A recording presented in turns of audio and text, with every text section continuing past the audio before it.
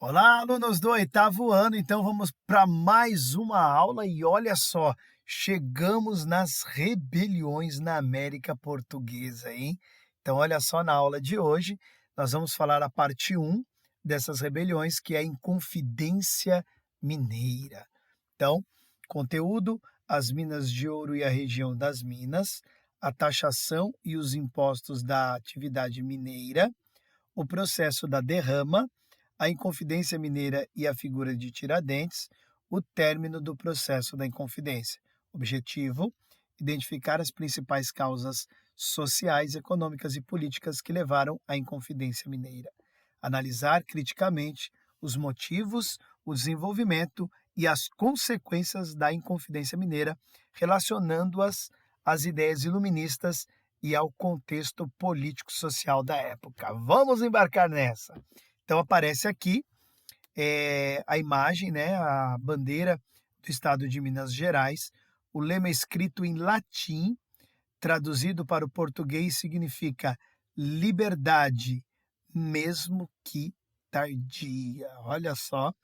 Então, a atual bandeira do estado de Minas Gerais, que foi feita com base na bandeira dos Inconfidentes.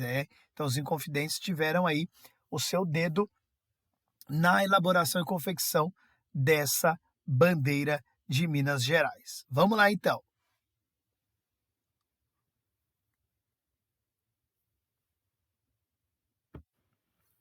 Os antecedentes históricos da Inconfidência Mineira. No século XVIII, o Brasil era uma colônia de Portugal.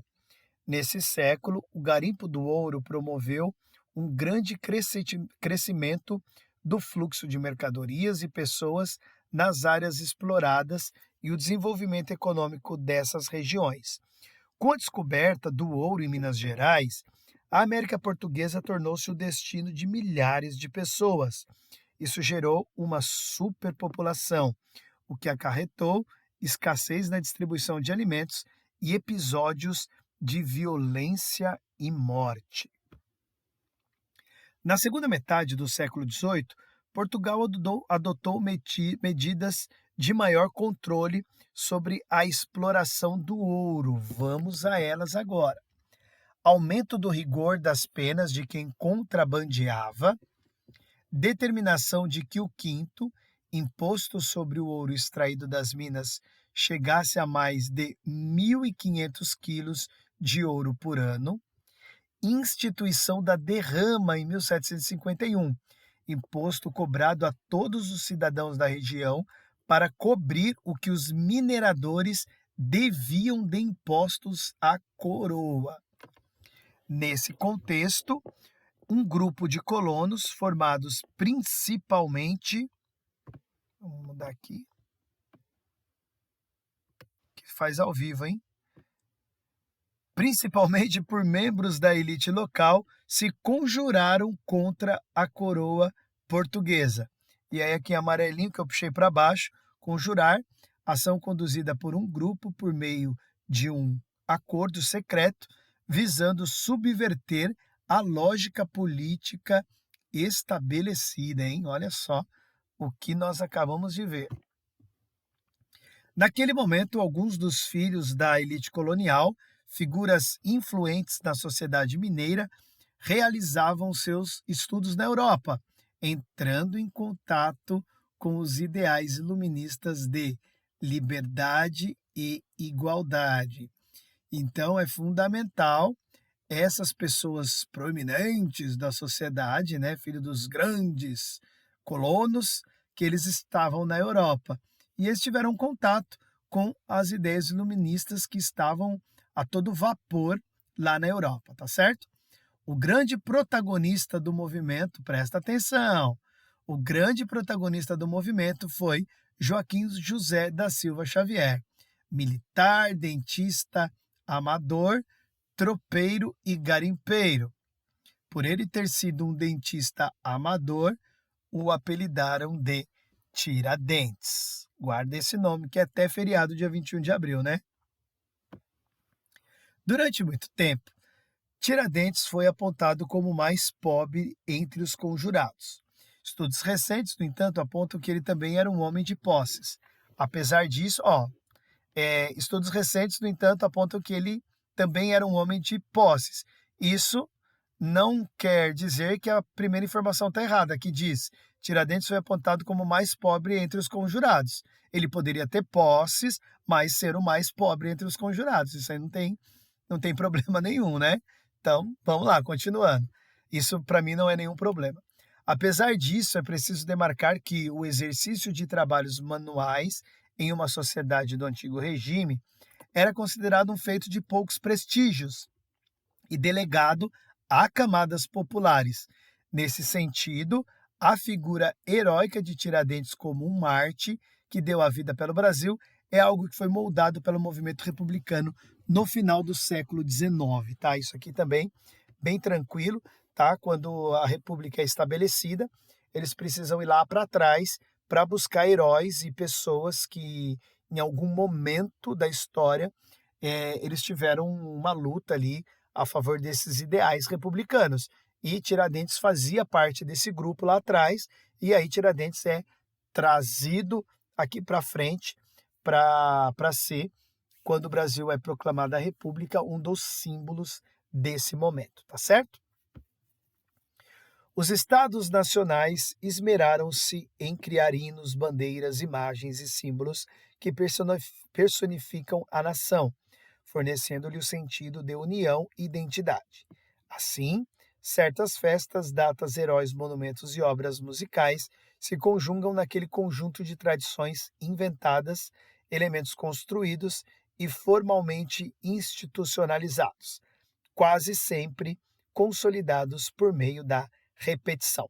Então, todo dia 21 de abril é feriado de Tiradentes, porque ele foi um símbolo da Inconfidência Mineira, que a proclamação da República depois, lá na frente, vai trazer ele como grande símbolo de luta histórica do Brasil.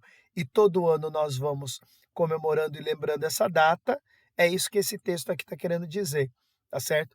Que a repetição, ela acaba consolidando algo e que muitas dessas informações, elas são inventadas, como diz aqui o texto, ou elementos são construídos para que aqueles que venceram naquele momento justifiquem a sua vitória ao longo do tempo.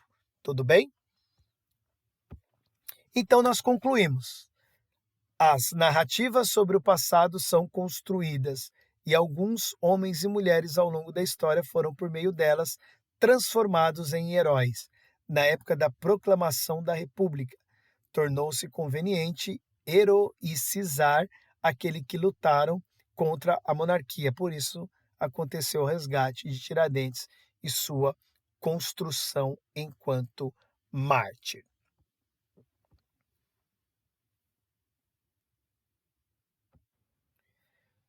O que os conjurados pretendiam? Então vamos voltar aqui para esse momento da conjuração, tá certo? Separar as regiões das Minas Gerais do Brasil e fundar uma república. Promover o perdão das dívidas com a colônia. Criar uma universidade em Vila Rica, ó, ideia iluminista, né? Para aquele período lá. Criar uma casa da moeda. Incentivar a instalação de manufaturas no país. É necessário destacar que a maior parte dos conjurados era favorável à manutenção da escravidão, acreditando que reformas sociais desse tipo iriam acabar com seus privilégios. Uma minoria, incluindo Tiradentes, desejava o fim da escravidão, com a libertação imediata dos escravizados. Tá? Então a gente vê aí e vamos ver em vários momentos da história, pessoas pedindo a liberdade, igualdade, mas não se posicionando contra a escravidão, né? Absurdo isso, não é, gente? Vamos lá, então. A revolta teria início no dia da derrama, mas os planos não foram concretizados. Por quê? Houve uma traição de um dos participantes, Joaquim Silvério dos Reis, coronel fazendeiro e proprietário de Minas, que delatou o movimento para conseguir o perdão de suas dívidas. A derrama foi então suspensa e os envolvidos foram presos. Aguarde aí o seu coração para as próximas linhas que vêm.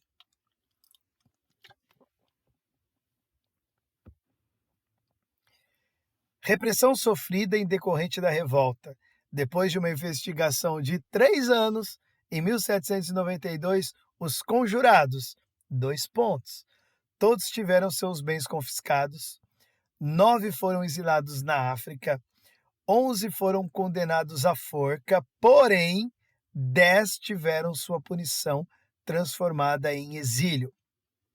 No dia 21 de abril de 1792, Tiradentes foi o único conjurado a ser enforcado e esquartejado em praça pública. E o dia de sua execução tornou-se feriado nacional apenas em 1890, logo após a proclamação da República. Então, depois de esquartejado, as partes do corpo dele foram enviadas para vários locais.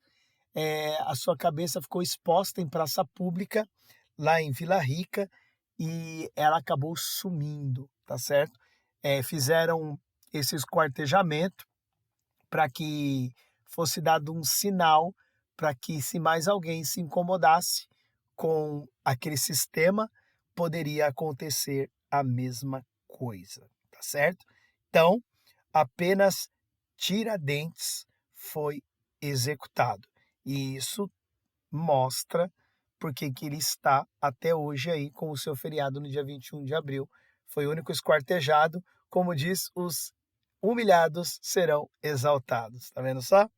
Então, sobre a Inconfidência Mineira, segue aqui na tela agora algumas informações que você pode ver e anotar aí e ler com mais calma agora por alguns segundos, tá bom?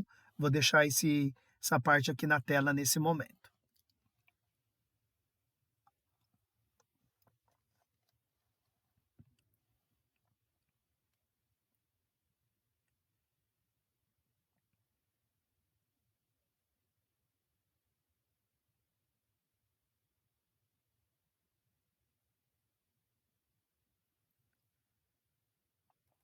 Tá certo? Então, essas aí são algumas informações que são importantes, né?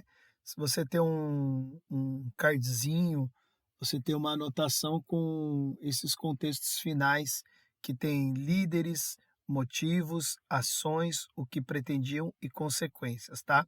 Vai ter um período agora do estudo do 8º ano que são muitas revoltas e é legal você ter sempre esses quadrinhos.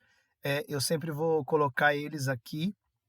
Vou deixar eles mais tempo na tela, tá certo? Para que vocês possam ter um contato maior com eles, que é o grande resumo da Inconfidência Mineira.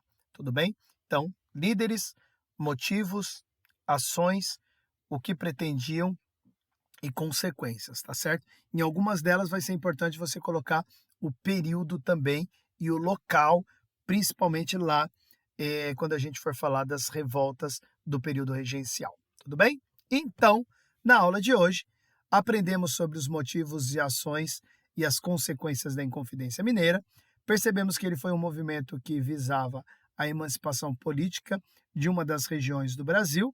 Refletimos sobre as relações de força e poder que motivaram a conjuração e analisamos um exemplo de como as narrativas sobre o passado constroem figuras heróicas. Tá certo? Então, se você não está inscrito no canal, se inscreva, compartilhe o vídeo, comente, coloque aí a sua opinião sobre os assuntos que são comentados no vídeo. Então, final da aula, Rebeliões na América Portuguesa, parte 1, Inconfidência Mineira. Forte abraço, fiquem com Deus, tchau, tchau.